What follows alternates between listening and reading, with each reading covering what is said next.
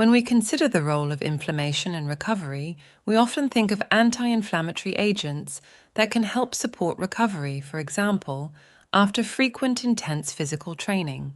Additionally, other methods can support the body's anti-inflammatory response, and meditation is one of them, usually as part of a multidisciplinary approach.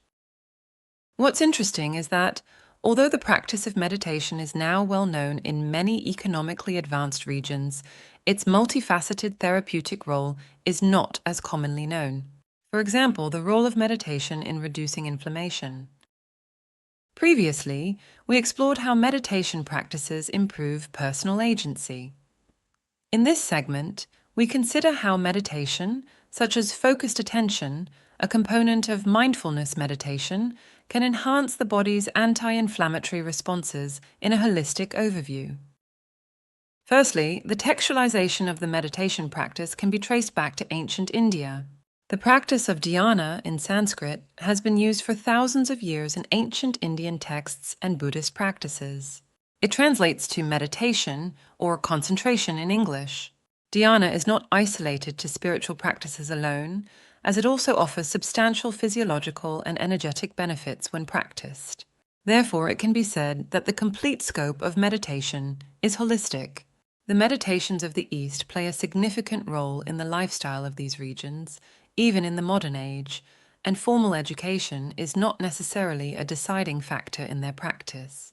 With the evolution of time, the word meditation has its roots in the Latin term meditatio, which dates back to the 12th century. Subsequently, the characteristics associated with meditation have been continuously explored in the Western Hemisphere. For instance, metacognition awareness, a comparatively new term, is a key characteristic of meditation. Metacognition derives from Greek, meaning beyond, after, or transcending. In various contexts, it represents a level of abstraction that extends beyond the primary subject. In the context of metacognition, it refers to reflecting on one's own thinking processes or becoming aware of one's cognitive activities, essentially stepping back to observe one's thoughts. So how can meditation influence the body's response to inflammation? It sounds a little complex. Not necessarily. According to Al-Hawatmeh and others 2024, mindfulness meditation may impact neural regions regulating the pathways of downstream stress responses. Decreasing stress responses is linked to a drop in sympathetic nervous system activity and a rise in parasympathetic nervous system activity, leading to a significant balance between these two systems. This balance can help lower inflammation by reducing signals from adrenergic sources. Furthermore, boosting parasympathetic activity might also reduce inflammation through the anti-inflammatory cholinergic pathway. It is suggested that cortisol and the adrenergic system are interconnected in the body's response to stress. When faced with a stressor, the body activates the adrenergic system, releasing adrenaline and norepinephrine from the adrenal glands, which prepare the body for a quick reaction by increasing heart rate and energy. Cortisol, also produced by the adrenal glands, follows and helps manage the longer-term effects of stress, such as maintaining energy levels and regulating inflammation. At the same time, adrenaline provides immediate alertness, and cortisol aids in prolonged stress management. However, frequent and unregulated stress can lead to a harmful chemical imbalance in the body, potentially causing adverse long-term effects. Meditation may help regulate these levels.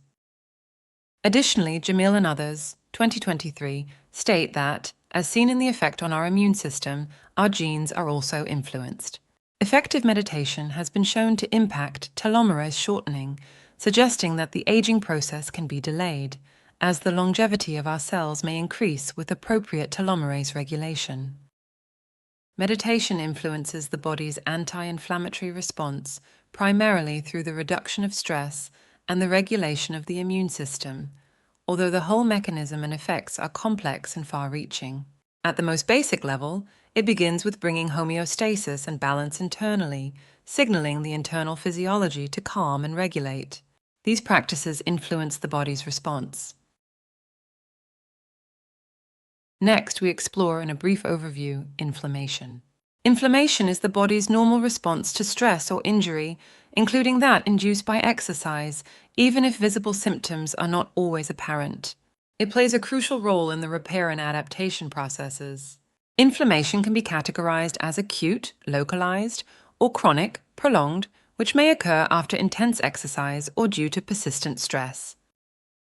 According to Khan and others, 2017, inflammatory states can be measured through circulating pro-inflammatory cytokines such as interferon gamma, interleukin-1 beta, interleukin-6, IL-6, interleukin-8, interleukin-12, and tumor necrosis factor, TNFA, alongside anti-inflammatory cytokines like interleukin-10, IL-10. They suggest that while IL-6 is associated with pro-inflammatory pathways when stimulated by psychological stress, fever, or the acute phase response, it is also recognized as a myokine, a type of signaling molecule known to exert anti-inflammatory effects when stimulated through exercise. Elevated levels of these cytokines contribute to the body's natural defense and healing mechanisms. Anti-inflammatory cytokines like interleukin-10, IL-10, help to reduce inflammation and promote recovery. Both pro- and anti-inflammatory cytokines are vital for maintaining overall well-being, but chronic inflammation can have detrimental effects. For instance, following intense frequent workouts, potential high levels of inflammation are a natural part of the growth and healing process. However, if this inflammation occurs too frequently, it may undermine the body's efficiency and lead to issues over the long term. Therefore, focusing on recovery through multiple approaches is essential for achieving sustainable long-term growth and well-being. This means that both direct and indirect methods of recovery should be considered to achieve optimal physiological outcomes and de-stress. Reputable sources suggest that meditation can help reduce stress levels, which in turn may decrease oxidative stress and enhance the body's antioxidant defenses, thus promoting a better redox balance. Regular meditation can lead to lower levels of stress hormones and improved overall health, contributing to this balance. Medvedev and colleagues, 2022, found that when people meditate, their brain activity related to focusing on the outside world and noticing sensory changes decreases compared to just being relaxed but awake. This change in brain activity could help with managing stress. The HPA axis plays a big role in reducing inflammation in the body. When cortisol production increases, or the sensitivity of receptors that respond to cortisol improves, it can help manage inflammation.